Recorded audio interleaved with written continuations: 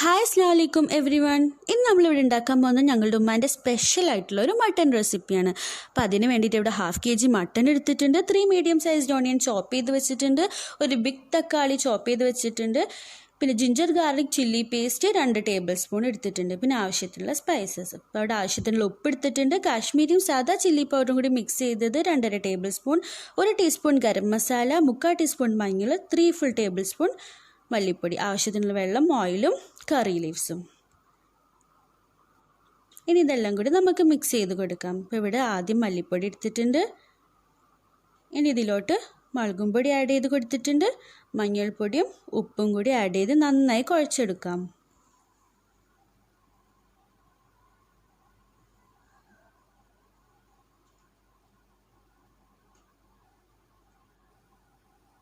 ഇനി നമുക്കിതിലോട്ട് കുറച്ച് വെള്ളം ഒഴിച്ച് നന്നായി കുഴച്ചെടുക്കാം.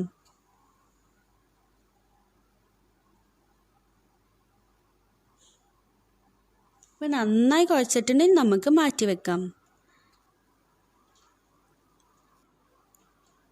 ഇനി നമുക്ക് കുക്കറിലോട്ട് 5 ടേബിൾ സ്പൂണോളം ഓയിൽ ഒഴിച്ചെടുക്കാം.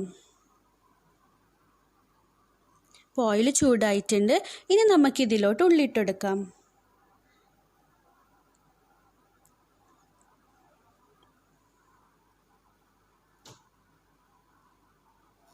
ഇനി നമുക്കിത് നന്നായി വഴറ്റി കൊടുക്കാം.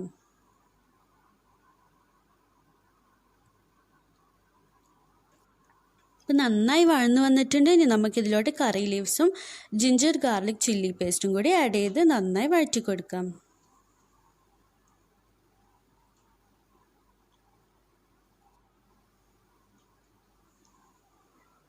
ഇനി നമുക്കിതിലോട്ട് തക്കാളിയും കൂടി ആഡ് ചെയ്ത് കൊടുക്കാം.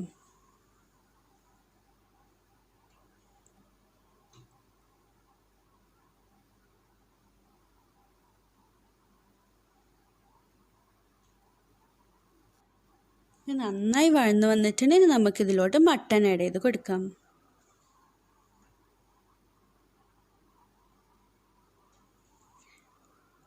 ഇനി നമുക്കിതെല്ലാം കൂടി നന്നായി മിക്സ് ചെയ്ത് കൊടുക്കാം.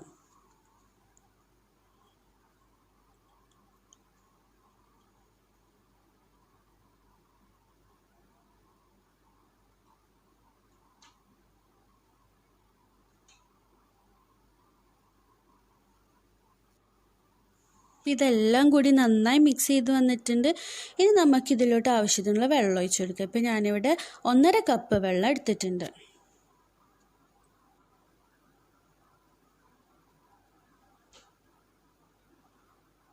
ഇനി നമുക്കിതിലോട്ട് 1 ടീസ്പൂൺ ഗരം മസാല കൂടി ആഡ് ചെയ്ത് നന്നായി മിക്സ് ചെയ്ത് കൊടുക്കാം.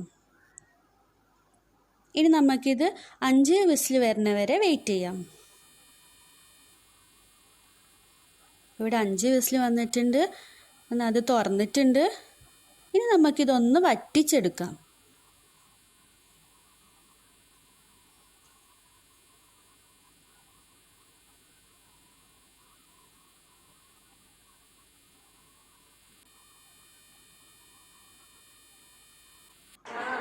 നമ്മളുടെ മട്ടൻ കറി റെഡി ആയിട്ടുണ്ട്. ഇപ്പോൾ ഇതെല്ലാവരും ട്രൈ ചെയ്ത് നോക്കണം.